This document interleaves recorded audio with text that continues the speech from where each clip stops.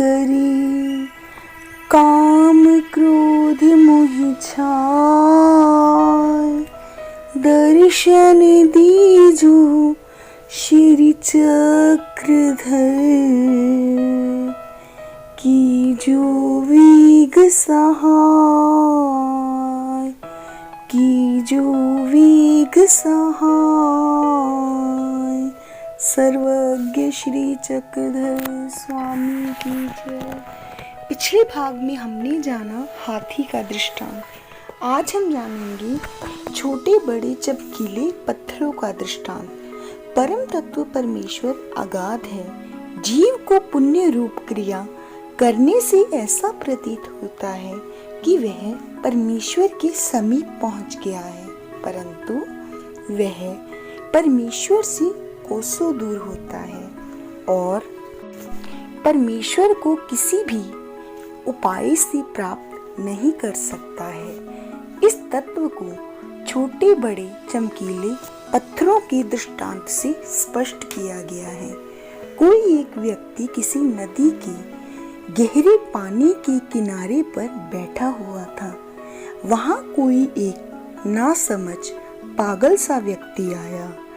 नदी की स्वच्छ और निर्मल जल के मध्य में विद्यमान छोटे बड़े चमकीले पत्थरों को देखता है।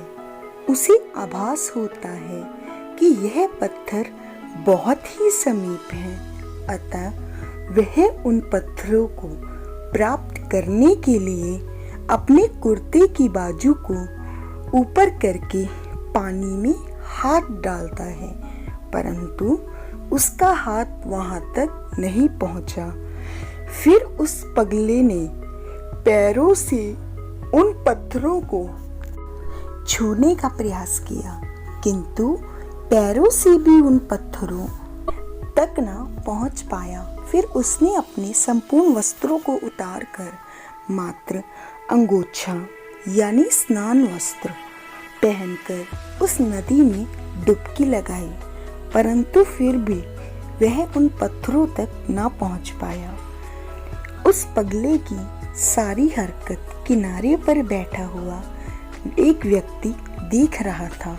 उसने कहा कि इस नदी का पानी बहुत गहरा है, अक्षोभ्य है, अर्थात इस नदी के पानी में यदि कोई पत्थर मारा जाए तो इस नदी के नीचे पानी में कोई भी हलचल नहीं होती है, वह जैसे का तैसे ही रहता है।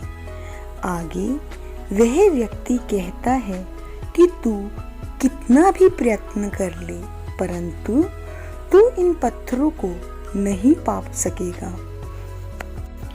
वैसे ही इस संसार में जीव देवताओं की त्रिगुणात्मक भक्ति और विद्याओं से परम तत्व को प्राप्त करने का प्रयास करते हैं, परंतु इन अवर साधनों से वह परमेश्वर को प्राप्त नहीं कर पाते। ओंकार वास धारा शिवकर दृष्टांत की एक एक पद को ग्रहण कर उस पर सिद्धांत बता रहे हैं।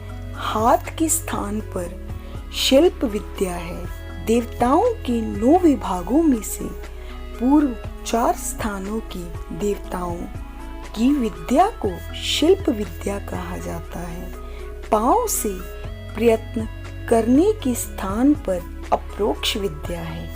5वें क्रम से 9वें क्रम की देवताओं की विद्या को अप्रोक्ष विद्या या स्थूल विद्या कहा जाता है। नदी में डुबकी लगाने के स्थान पर चैतन्य विद्या है, यानी तात्पर्य है कि जीव प्रयत्न से देवताओं की विद्या को प्राप्त कर सकता है।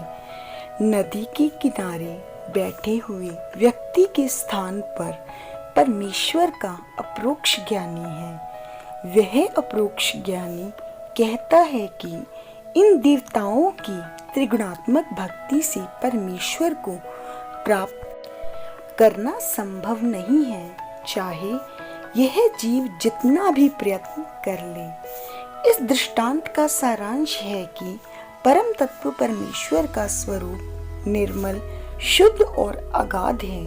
उन्हें देवता साधनों से और मनमाने ढंग से ना तो जाना जा सकता है और ना ही पाया जा सकता है। आज के लिए केवल इतना ही। मैं पुनः आपकी सेवा में उपस्थित होंगी अगले भाग में। तब तक के लिए सादर दंडवत प्रणाम। जय श्री कृष्ण।